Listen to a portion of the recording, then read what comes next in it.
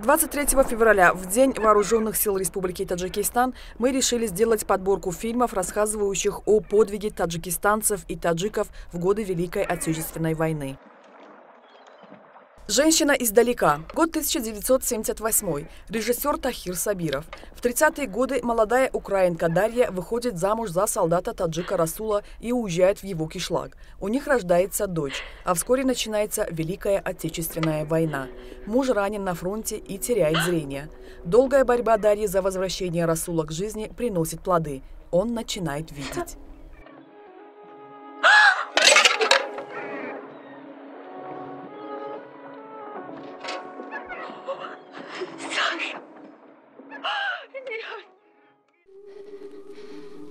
В талом снеге звон ручья. 1982 год. Герой лирико-оптимистического повествования – бывший фронтовик Шодим Махмадалиев. Многие годы работает чабаном. Он любит свою работу. Но жизнь, на удивление, даже тут в степи складывается непросто. И когда порой бывает совсем тяжко на душе у старого солдата, он обращается к памяти военных лет и надеется на лучшее, достойное памяти друзей, не вернувшихся с фронта. Режиссер Давлат Худуназаров. Сценаристы Сурманоз, Валерий Тальвик.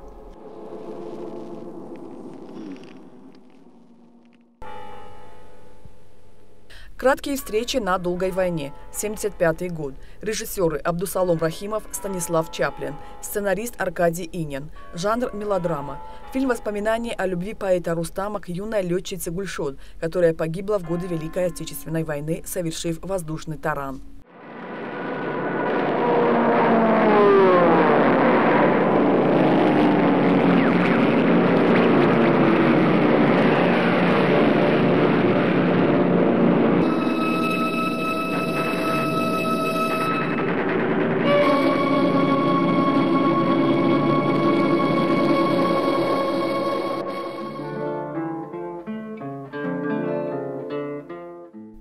Легенда тюрьмы Павиака.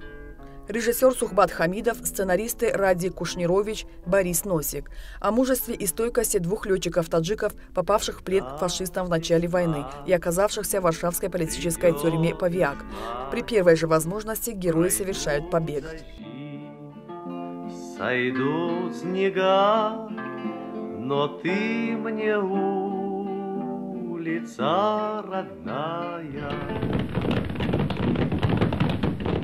Сын Таджикистана.